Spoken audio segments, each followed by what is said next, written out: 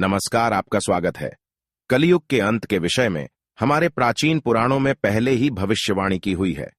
कलयुग का प्रभाव कैसा होगा, कलयुग में मनुष्य का व्यवहार कैसा होगा, कलयुग की स्त्रियां कैसी होगी, कलयुग में मनुष्य का आकार और आयु कितनी होगी, कलयुग में पाप और पुण्य की परिभाषा क्या होगी, कलयुग में मुक्ति पाने के कौन से मार्ग होंगे तथा कलयुग का अंत कैसे होगा आदि के विषय में हमारे प्राचीन पुराणों में कलयुग की भविष्यवाणी की गई है।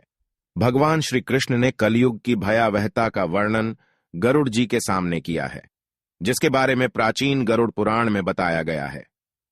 तो चलिए जान लेते हैं कलयुग के बारे में की गई प्राचीन भविष्यवाणियां। कलयुग का अंत धर्म की विफलता, अनुशासन की कमी, मनुष्यों में बढ़ती दुर्भावना, धन की लालसा, अत्यधिक काम का प्रभाव, भ्रष्टाचार से बढ़ता व्यापार, गुरुजनों तथा पूज्य लोगों की नींद, स्त्रियों में व्यभिचार और अनाचार आदि गुणों की वृद्धि, लोगों में आध्यात्मिकता की कमी आदि प्रकार के लक्षणों से कलयुग की पहचान होती है। भगवान श्री कृष्ण ने कहा था कि कलयुग में मनुष्य का मन अत्यधिक कठोर हो जाएगा। मनुष्य अशांत, चंचल, धर्म से विमुख होकर अधर्म के पथ पर चलने वाले होंगे। उन्हें शास्त्रों का ज्ञान नहीं होगा, जिसके मुख से जो भी निकलेगा उसे ही शास्त्र समझा जाएगा। कलयुग के अंत में अधर्म और आसुरी शक्तियों का विनाश होगा और पुनः नए युग का आरंभ होगा, अर्थात फिर से सत्य युग का आरंभ होगा और सृष्टि का यह चक्र चलता रहेगा। चारों युगों में कलयुग अंतिम युग होता है।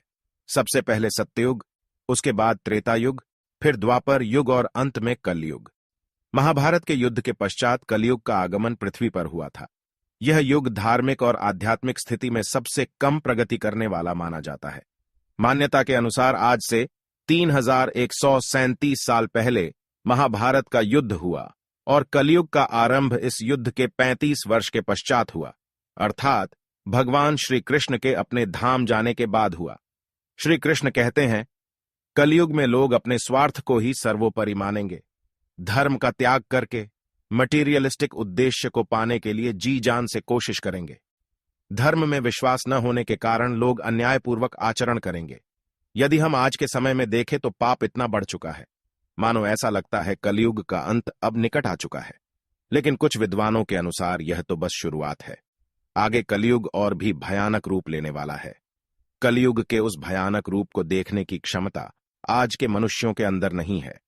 जब कलयुग का अंत समय निकट आएगा तो ऐसी ऐसी भयानक चीजें दिखाई पड़ेगी। मनुष्य का रूप इतना विकृत और भयानक हो जाएगा कि वह मनुष्य कम पिशाच ज्यादा दिखाई देंगे। तो आइए जान लेते हैं गरुड़ पुराण में कलयुग के अंत के विषय में क्या कहा गया है। गरुड़ पुराण के अनुसार एक बार गरुड़ जी ने भगवान श्री कृष्ण से पूछा, हे प्रभु, चारों युगों में कलयुग को ही सबसे भयंकर और दुख कारक माना गया है। इस कलयुग का अंत कैसे होगा और कलयुग का अंत समय निकट आने पर कौन से संकेत दिखाई देंगे? तब भगवान श्री कृष्ण ने गरुड़ जी को कलयुग के अंत के समय मिलने वाले भयानक संकेतों के बारे में बताया है।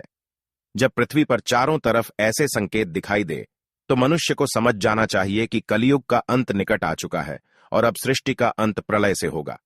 सबसे पहला संकेत, भगवान श्री कृष्ण के अनुसार कलयुग का अंत समय निकट आने पर मनुष्य की आयु घटकर केवल 20 वर्ष ही शेष रह जाएगी। 12 वर्ष की आयु में ही मनुष्य के बाल पक जाएंगे। उनका शरीर अत्यंत कमजोर और सफेद रंग का होगा। कलयुग में स्त्री 8 या 9 वर्ष की आयु में ही संतान को जन्म देगी।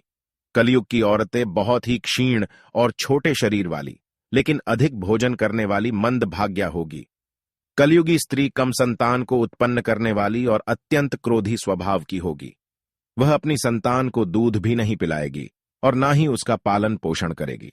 दूसरा संकेत, भगवान श्री कृष्ण कहते हैं, कलयुग का अंत समय निकट आने पर संसार में पतिव्रता स्त्रियां दिखाई नहीं पड़ेगी।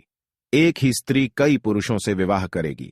लोग पूजा पाठ, श्राद्ध, अंतिम संस्कार, मुंडन और विवाह आदि प्रकार के कार्य नहीं करेंगे। जल के अभाव के कारण लोग स्नान नहीं करेंगे और अशुद्ध ही रहेंगे। कलयुग के अंत में लोग केवल मांसाहार ही करेंगे और कोई भी सात्विक आहार नहीं करेगा। कलयुग में लोगों के वस्त्र तने हुए और चमकीले होंगे। तीसरी बात, श्री कृष्ण के अनुसार जब कलयुग का अंत समय निकट आएगा तो वृक्षों में फल आना बंद हो जाएंगे। सभी वृक्ष फल रहित हो जाएंगे। सृष्टि में हर तरफ केवल शमी के वृक्ष ही दिखाई देंगे। मनुष्य शाकाहार छोड़कर केवल मांस का ही भक्षण करेंगे। कलयुग का भोजन तामसिक और रोग उत्पन्न करने वाला होगा। इसी कारण से लोग जल्दी ही बूढ़े होकर मर जाएंगे। कलयुगी मनुष्य गाय की पूजा करना बंद कर देंगे। सभी गाय का मांस खाएंगे। गायों को केवल दूध और मांस के लिए ही पाला जाएगा। चौथी बात, कलयुग का अंत समय निकट आने पर अल्प वृष्टि होगी, अर्थात बहुत ही कम बारिश होगी। खेत अनाज नहीं उगा पाएंगे।